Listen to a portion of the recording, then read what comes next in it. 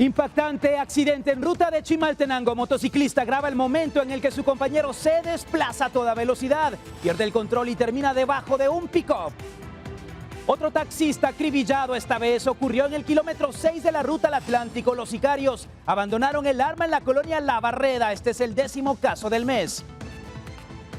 Pacientes con cáncer en riesgo no han podido recibir tratamiento en el San Juan de Dios por falta de insumos y medicamentos. Esto porque hay escasez en el mercado farmacéutico. Peligro en Internet. Hoy hablamos sobre Adolescencia, la nueva serie de Netflix que es tendencia y expone cómo las redes sociales impulsan la violencia y el acoso entre jóvenes.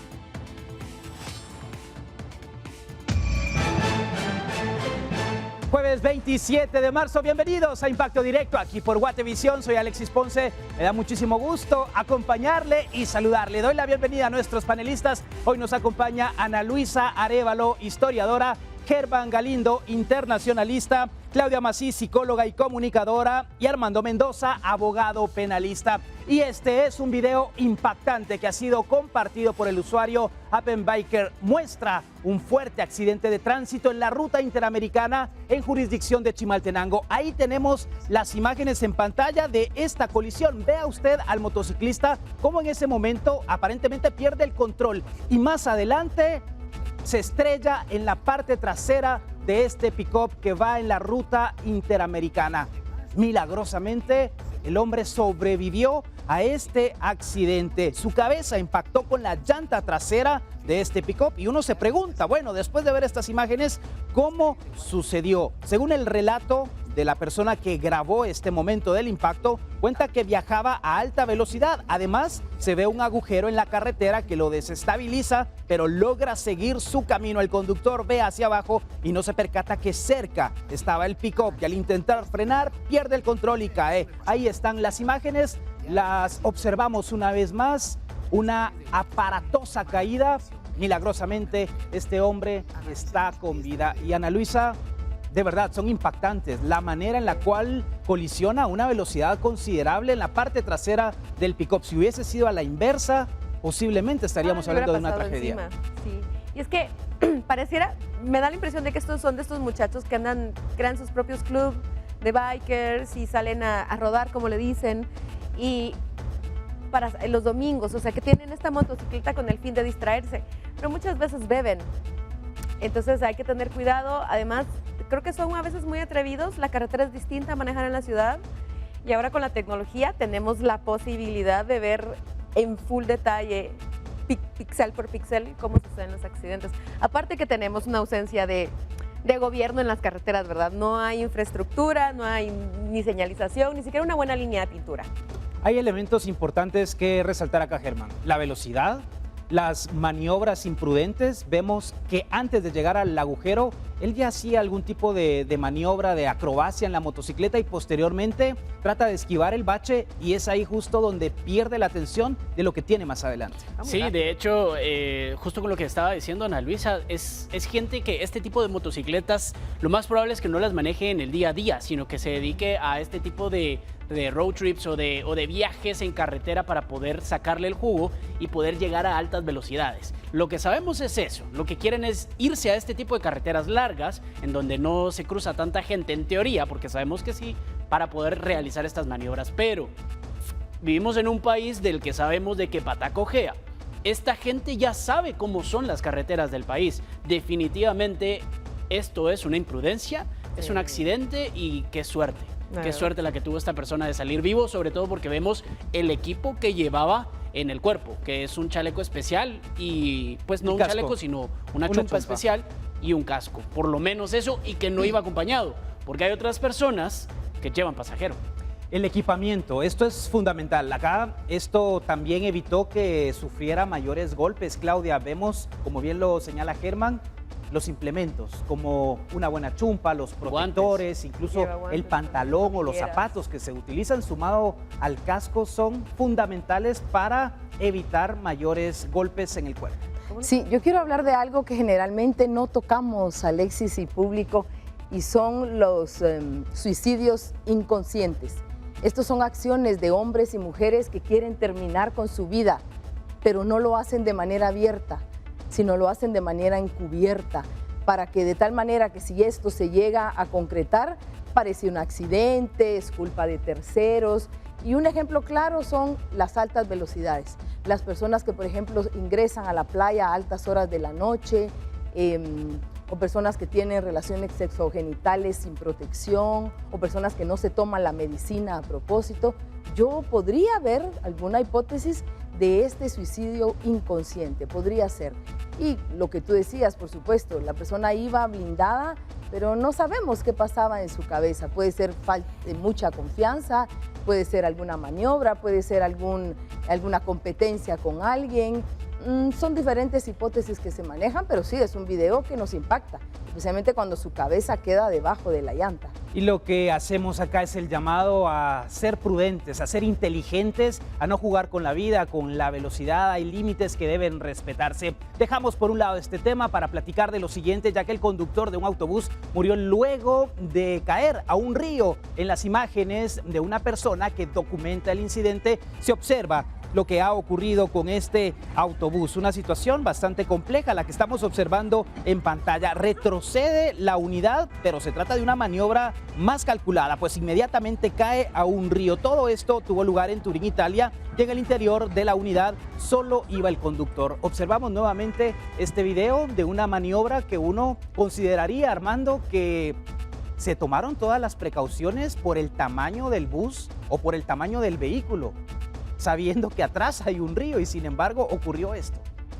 Lo que sucede es que son conductores sin experiencia, primero que nada, y segundo, que actualmente las unidades de transporte de esa magnitud pues ya tienen un giro más amplio.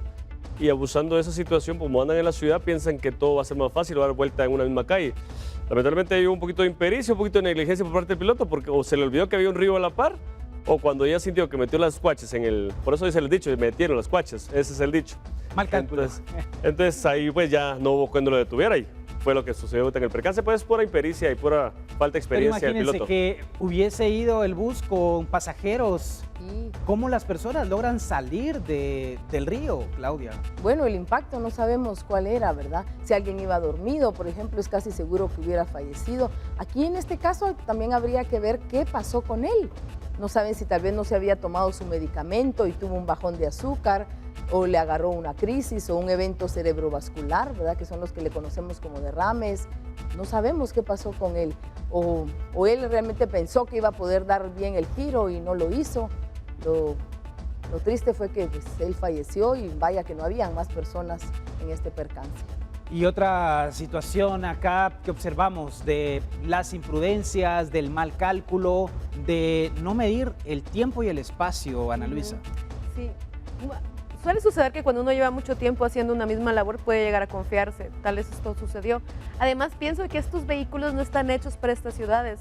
Turín es una de las ciudades más antiguas de Italia. Entonces las calles se hicieron para carretas. Ajá, entonces sí son muy resistentes porque son de piedra, la calidad es excelente, pero no necesariamente para un bus tan grande. Y pues qué pena, ¿no? Bueno, ahí es donde uno dice los brochas sí ayudan en algo, porque útiles. Se hubiera bajado aquí en Guatemala el brocha y le hacen las señales, ¿no? Sí. Y todo bien. Yo viendo el video, es que, a ver, no soy conductor de autobús y creo que ninguno de nosotros lo hemos hecho, y sabemos que es muy complicado, pero me parece muy ilógico la maniobra que quiso intentar. Yo apuntaría a una crisis nerviosa en el tráfico. ¿Cuántas veces no hemos visto a pilotos, perdón, no pilotos necesariamente, sino a personas en su vehículo que les están bocinando, que se mueva, que se quite, que muévase para un lado, que muévase para el otro, señora, por favor, señor, por favor? Y estas personas entran en crisis nerviosa, aceleran o hacen algo que normalmente con una cabeza templada no hubiesen hecho. Yo a eso apuntaría, sobre todo porque... El enojo te vuelve irracional. No solo el enojo, yo creo que el miedo, la presión de lo que estás haciendo, de lo que puede pasar, de que ves que un policía se te empieza a acercar y decís ya viene la multa. Todo ese tipo de cosas pudieron haber afectado, y justo recalco lo que decía Ana Luisa, estas carreteras no son para autobuses de este tamaño, por supuesto que tienen permisos para circular en ciertas áreas, pero aquí me parece demasiado ilógico la maniobra que quiso intentar. Claro, incluso no sabemos si tenía tal vez horas de no dormir. Pudo haberse desmayado también, y haber presionado el acelerador. Por eso no sabemos lo que él estaba viviendo en ese momento, porque la maniobra es extrañas. Parece torpe Así hasta es. de alguna manera, ¿no? Y si sabía que había un río, por supuesto que lo sabía. Entonces, algo pasó en el interior, hablando fisiológicamente. Quédese con nosotros aquí en Impacto Directo a través de Guatevisión. Momento de la pausa, pero en breve volvemos.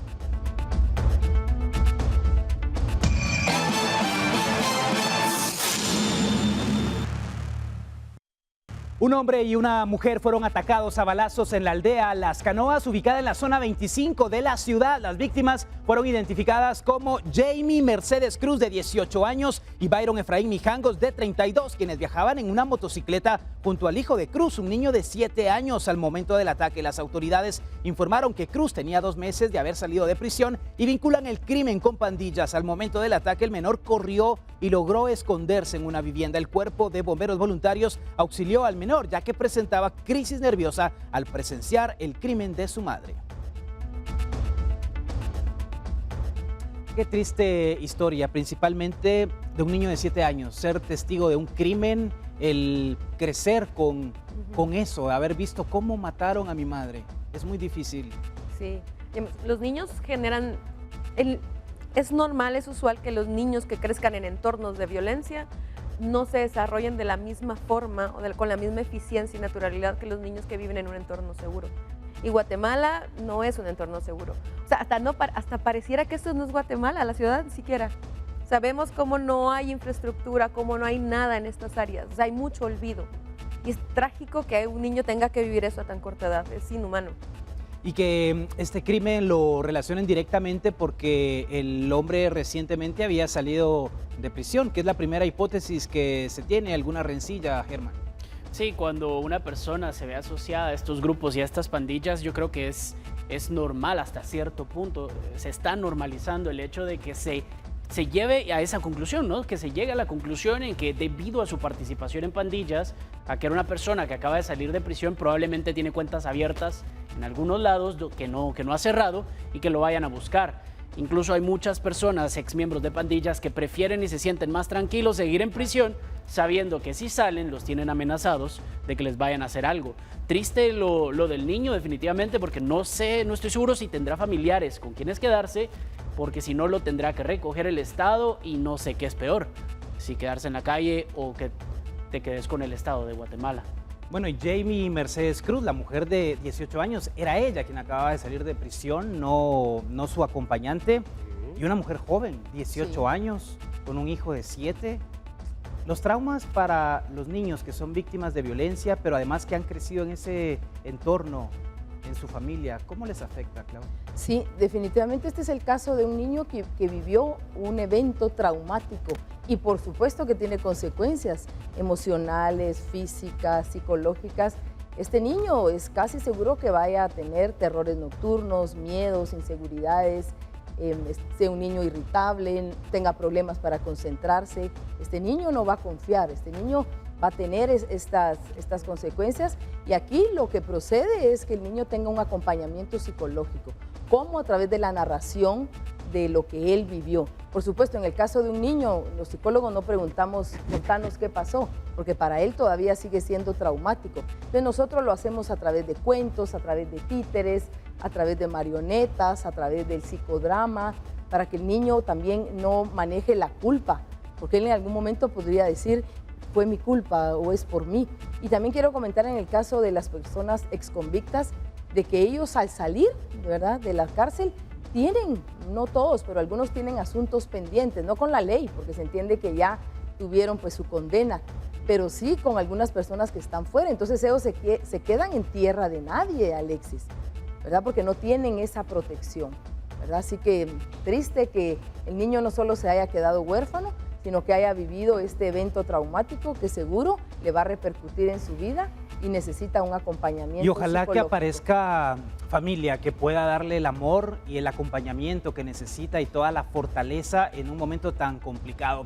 Y un hombre que trabajaba como mototaxista fue asesinado en la 12 Avenida y 12 Calle en la zona 1. La víctima tenía 4 años de trabajar en este oficio y acababa de terminar un viaje al momento del ataque. Los familiares llegaron al lugar y lo identificaron como Luis Adolfo Armida, de 40 años, a quien describieron como alguien trabajador y responsable. Aunque no se ha establecido la causa del ataque, la familia no descarta que haya sido por amenazas de extorsión por parte de un grupo criminal que opera en el área. Una jornada bastante violenta, Armando, que nos marca con víctimas de todas las edades, incluso daños colaterales como lo que recién veíamos de este niño.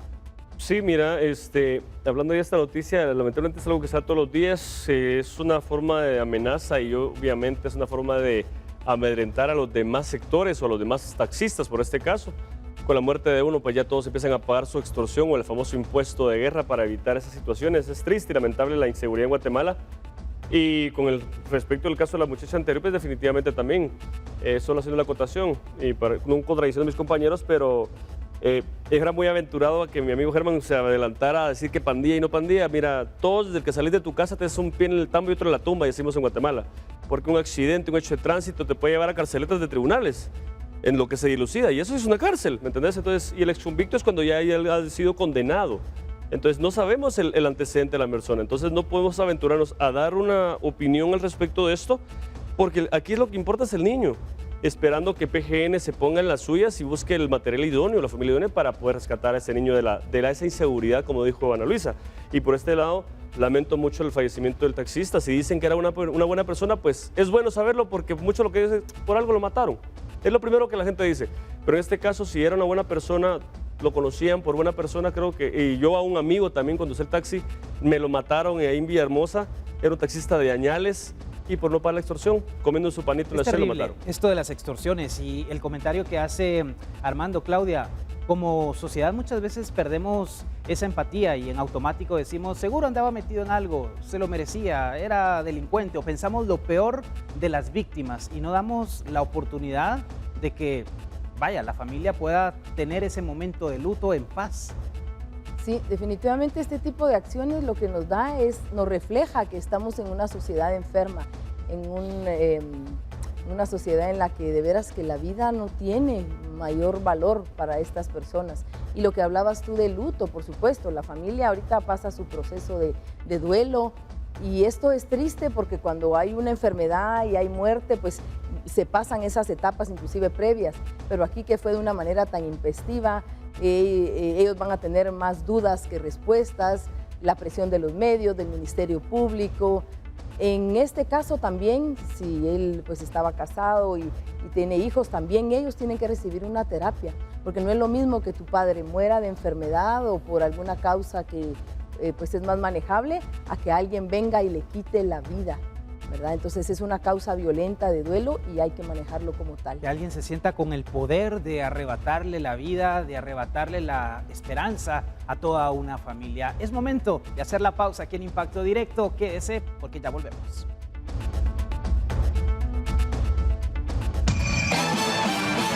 El piloto de un taxi pirata fue atacado a balazos en el kilómetro 6 en ruta al Atlántico. Los sicarios abandonaron el arma en la colonia La Barreda. Luego de perpetrar el ataque durante el último mes, se han registrado al menos 10 ataques en contra de taxis no registrados.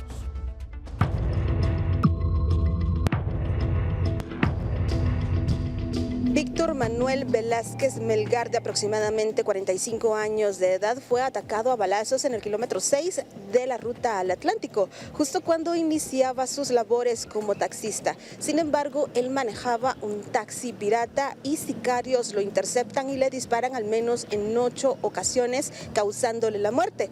Los sicarios huyen y kilómetros adelante se encuentra un arma de fuego que es pues embalada por el Ministerio Público para poder determinar quiénes son los criminales que le arrebataron la vida a este hombre. Alrededor de las 8 de la mañana de este jueves, Velázquez Melgar viajaba sobre el carril auxiliar de la colonia Lomas del Norte con rumbo hacia la ciudad capital, al momento que 2 hombres a bordo de una motocicleta le dispararon en varias ocasiones, causándole la muerte. Cubrimos un incidente armado que sucedió en el kilómetro 6, ruta al Atlántico, en el paso de nivel del ingreso a residenciales Lomas del Norte. Al momento de la llegada de unidades de emergencia, paramédicos del casco rojo localizan que en el interior de un vehículo tipo sedán color gris se encuentra el cuerpo de un hombre de aproximadamente 35 años, quien al momento de brindarle la evaluación primaria, paramédicos confirman que ya no cuenta con signos vitales debido a varias heridas causadas por proyectil de arma de fuego en zonas vitales del cuerpo, que en este caso son varias regiones del tórax y el cráneo. Luego de dispararle, los sicarios huyeron con rumbo a la colonia La Barreda y en la 15 Avenida y 7ª Calle de la zona 18 abandonaron el arma. Las autoridades investigan si el crimen está relacionado con los ataques ocurridos durante todo el mes, que suman al menos 10 muertes. Las pesquisas de las autoridades se centran en la pelea de pasaje entre taxis pirata por aplicación y autorizados, ya que se ha indicado que habría una estructura detrás de estos crímenes. Familiares de Velázquez llegaron hasta el lugar del ataque para identificarlo y comentaron que no era amenazado. Con imágenes de Oscar Vázquez, reportó para Impacto Directo, Lourdes Arana. De acá surgen dudas en torno a lo que ha ocurrido, dejar el arma. ¿Se les cayó o fue a propósito que el arma fue dejada ahí en la colonia La Barreda, Armando? Mira, no hay crimen perfecto y en Guatemala pues la justicia es pronta e incumplida, es el eslogan, pero sí cumplen más allá del... Después averiguan, porque un arma de fuego sí es un indicio muy bueno para poder determinar por lo menos quién es el dueño del arma. Orden de robo, verificar cuándo se la robaron, entre otras cosas. Pero si son de las armas ilegales que están en el mercado, se complica más. Se complica más porque son susceptibles a que les quemen el cañón, les quemen la carcasa, les quemen la corredera, la empuñadura. Entonces son cosas que las van transformando. Puede ser que, mira, si quedó así abierta el arma de fuego, como la encontraban ahí los elementos, como se puede ver ahí, pues ahí está. Puede ser que se les haya caído, puede ser. Aunque si hemos visto, los 4 que estamos acá, hemos visto varios videos en los que el delincuente viene, regresa por el arma de fuego y se la lleva. Puede ser que sea un objeto, un chivo expiatorio, porque para que supieran que era un taxista pirata tenían que haber sabido que él se dedicaba a ser taxista pirata, es decir, bueno, quitémoslo pirata, una persona que se dedicaba con su vehículo a llevar personas que ya lo conocían a determinados lugares. Ahora pues se llama pirata porque no tiene la licencia o el permiso, pero para mí eso, el arma de haberla dejado tirada es un chivo expiatorio. A ver, Germán, tenemos la estadística de 10 ataques armados en contra de taxis no registrados o taxis piratas, como se les denomina, en los últimos días. Vemos nuevamente una creciente, al igual que lo tuvimos a inicios de año. Sí, yo creo que con los temas de los que la coyuntura de Guatemala ha visto en los últimos meses, sobre todo con lo del seguro, quienes participaron en protestas, quienes están de acuerdo y no, creo que este tipo de crímenes van a empezar a subir, o por lo menos la estadística no va a disminuir de lo que estamos viendo ahora, sobre todo porque se empiezan a generar distintos intereses. Quienes sí pueden estar a favor de registrar sus vehículos, de conseguir un seguro porque lo pueden pagar, sobre todo porque saben que pueden disminuir este tipo de negocios detrás de los taxis. Y que al final quienes pierden o quienes van a ser amenazados son los pilotos también.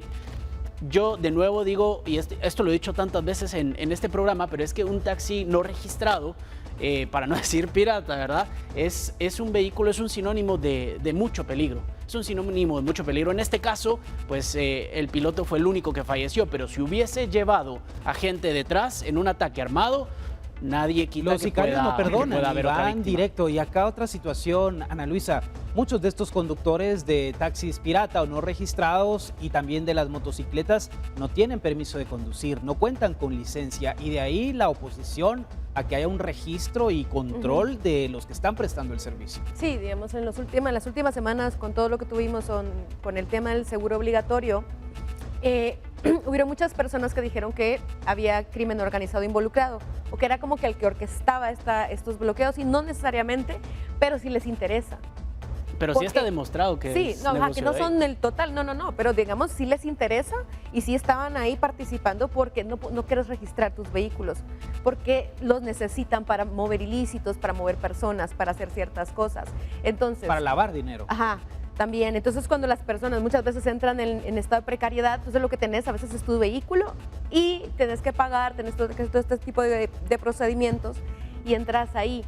Y yo creo que me gustaría que pensáramos en esta idea un poco filosófica de la alteridad, del otro, porque tenemos esta idea de que si nosotros nos portamos bien dentro de la moral y la ética que manejamos los guatemaltecos, nada de esto nos va a pasar. Y la verdad es que es una falacia que simplemente nos hace sentir bien. Simplemente el señor iba solo, pero alguien en necesidad agarra un taxi pirata. O sea, cuando estás muy perdido o estás, es posible que pase. Entonces no estamos seguros necesariamente. Necesitamos un país más seguro de verdad, porque es una falsa idea. Necesitamos otro ministro. Yo me voy a que nosotros vivimos, los guatemaltecos, estamos con una conciencia colectiva alterada, donde las personas se convierten en juez, en parte, en jurado, en autoridad, en verdugo. O sea, alguien no me cae bien, alguien me hizo, me las paga. Sábelo todo, todólogos. Así es. Son, como nosotros decimos, son mini diositos, ¿verdad? Porque con alguien con un arma, un sicario ya perdió la conexión con su realidad, la empatía, la culpa, el rencor. Sí. El rencor lo tiene pues instalado y aquel remordimiento que uno dice, no le da. A veces nosotros matamos un ratón y decimos, ay, pobrecito el ratón, pero y tenemos hasta esa culpa. Ellos no. Y da miedo también. Algunos de ellos son hasta sociópatas. Poner la trampa da miedo. Definitivamente. Entonces, estas personas, ellos agarran la ley por sus manos.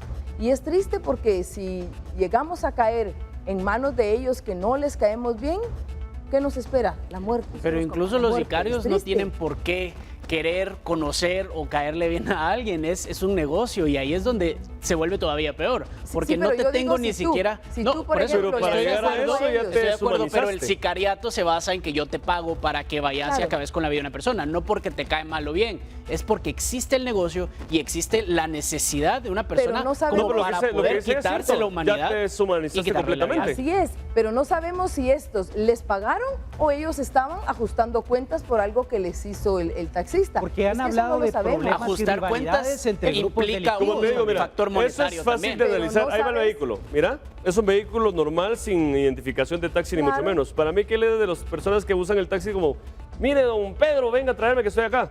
O sea, eso es un taxi pirata porque no tiene la autorización o el tarjetón para operar, ¿verdad? Y que aquí en Guatemala cuesta mucho obtenerlo. Eso sí, señor Quiñones, por favor, arregle eso. ¿Los de aplicación son ¿verdad? piratas? ¿Cómo es? ¿Los de aplicación son piratas? No, esos no. Ellos están autorizados por la municipalidad, están autorizados ¿Los de por la... aplicación? Sí, todos los de aplicación están autorizados. También. Es que la MUNI para el taxi rotativo, taxi estacionario, te da un tarjetón. Das el número del vehículo, la placa, toda la tarjeta de circulación, el nombre del piloto. Y lo está rotulando. Y te lo rotulas como taxi rotativo o taxi estacionario. Si es taxi rotativo, tiene que andar rotando, no puede estar estacionado. Si es estacionario, tiene que estar en punto A punto B, nada más. ¿Verdad? Hace la carrera y se regresa a su lugar. Pero yo te pregunto, los de aplicación. No, están autorizados, sí están autorizados. Pero no por la MUNI. Bien, tienen que tener autorización de la municipalidad. No tienen autorización de la MUNI. Tendrían que tenerla. Facturan sí, con la SAT. Ah, bueno, mira, como es una empresa. Y como están autorizados como ser empresa. De hecho, internacionalmente, en muchos países, aplicaciones como Uber han tenido problemas exactamente por eso, porque no hay registros o no pagan impuestos. Bueno, los registros los tienen las aplicaciones. Pero no la municipalidad, no el Estado. Ajá. Porque no existe una legislación, o sea... Como están hechos empresas mercantiles aquí en Guatemala. Un reglamento. Ellos pagan para que estos vacíos legales sigan existiendo. Pero existiendo. entonces la chibolita la tiene la municipalidad y la autoridad. Lo que para sucede es que volvemos a lo mismo. Que para estar autorizado por la MUNI tiene que decir taxi estacionario o taxi. Correcto. Y decir taxi. Y la aplicación no es un vehículo en buen estado. Vamos a ir a la pausa. Quédese aquí en Guatevisión porque ya volvemos.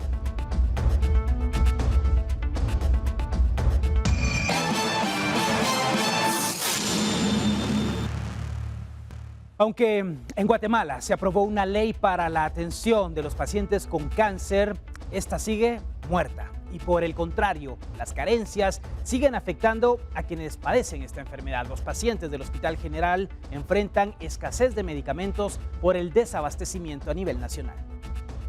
El problema se dio a conocer el lunes 24 de marzo, cuando los pacientes y familiares comenzaron a expresar su angustia luego de no recibir su tratamiento. Al consultar con la dirección del hospital, la subdirectora médica explicó que se están enfrentando a una escasez de insumos, ya que les ha sido difícil conseguir los medicamentos necesarios. Tenemos y estamos a la espera. Y en algunos casos no hay en el país, ¿no? Como usted puede ver, aquí tenemos varias veces que nos dicen desierto, desierto, desierto, y es porque no hay en el país, las empresas no ofertan. Y otra de las grandes preocupaciones es que aunque hay algunas empresas que cuentan con dichos medicamentos, estos no cumplen con la calidad que se está requiriendo y que incluso puede ser un riesgo para los pacientes. Con la que tenemos problemas con la doxorubicina, que tenemos el problema de la adquisición. A veces el proveedor no tiene la suficiente cantidad como para proveer a nuestro hospital, ¿eh? Y en algunos casos pues están, como son medicamentos que vienen de otros países, están a la espera de que ingresen los medicamentos. Pero sí existen órdenes de compra que ellos tienen en sus manos y que nosotros pues esperamos con paciencia el ingreso de estos. En el área de oncología de este centro asistencial se utilizan más de 90 productos. Algunos de estos, como la doxorubicina de clorhidrato, son esenciales en el tratamiento de varios tipos de cáncer, incluidos leucemia, sarcomas, neuroblastomas, leucosis, linfomas y otros. Además, es crucial para personas con VIH-Sida. Por lo regular, solo Hospital General y Roosevelt tienen este tipo de medicamentos, o el INCAM, pero en el INCAM ya tiene un valor, ¿no? Entonces, o el IX, pero el IX también, como ya tiene su proyección, pues nos presta a veces, pero no nos puede dar el medicamento.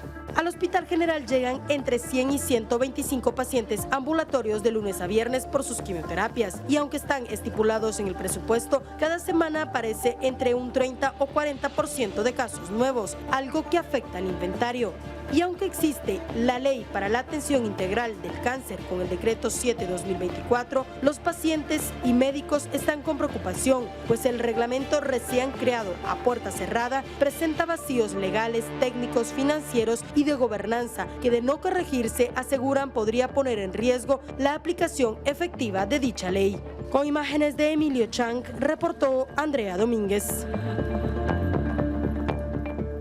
Simplemente es ridículo lo que pasa en nuestro país.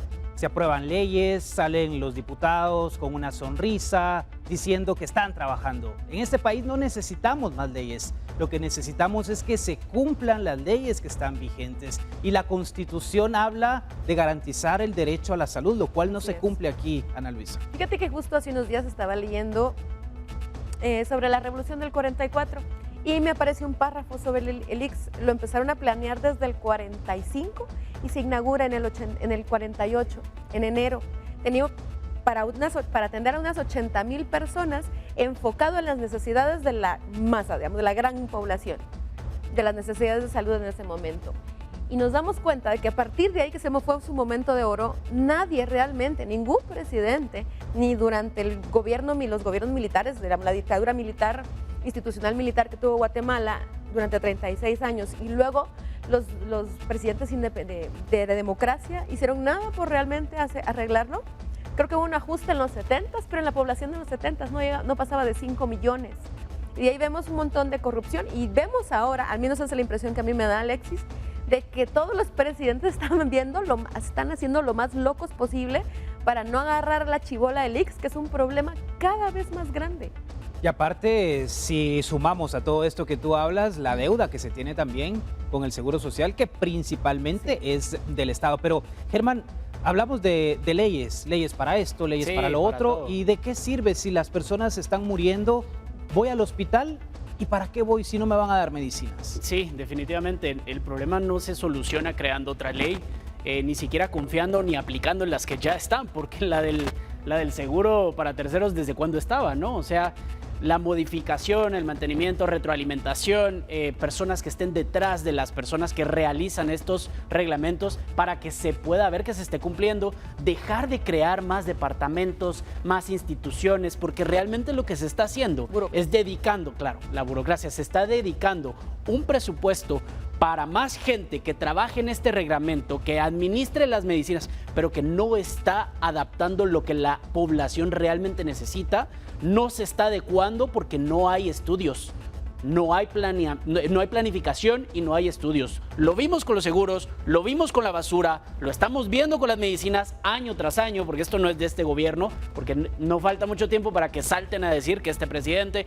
que No. todo Sí, lo hace. Esto es algo que es de todos los días. Y Claudia, para un paciente que vive con una enfermedad terminal como el cáncer, ¿cómo le afecta el saber que no tiene medicamentos y que su esperanza de vida se acorta por esa falta de acceso? Sí, yo estaba pensando que las personas que no tomen su medicamento van a entrar en una crisis, no solo física, sino emocional. Estoy casi segura que las personas van a entrar en ansiedad, en depresión, y eso que hace, Alexis, baja sus defensas. ¿Y de qué se alimenta el cáncer? De esas células que están enfermas. Entonces, es triste porque las autoridades del hospital saben cuál es la cantidad de pacientes que esperan su medicamento. Así que aquí vamos a tener una doble crisis. Acuérdense que un enfermo con cáncer es una persona que emocionalmente no está estable. Está viviendo todavía un duelo por lo que le está sucediendo. No sabemos si está en su fase terminal, lo está empezando, pero definitivamente es a la persona a la que hay que cuidar, no solo físicamente, sino mentalmente. Y con esta noticia, seguro que va a haber un desequilibrio emocional, porque ellos van a empezar a decir, ¿y si no me dan mi medicamento? ¿Y si me agravo? ¿Y si me muero antes de tiempo? O sea, ellos están entrando en esa crisis que ellos no están viendo de manera irresponsable. Así que quizá esto vaya a tener hasta una consecuencia colateral de no tener su medicamento. Las autoridades deben ponerse a trabajar definitivamente y verificar todas estas situaciones y no poner más excusas, porque la vida de estas personas está en riesgo. Quédese aquí en Impacto Directo. Al regresar hablamos de los adolescentes, los riesgos que hoy corren al utilizar la tecnología, estar conectados con las redes sociales. Toda la información después de estos mensajes.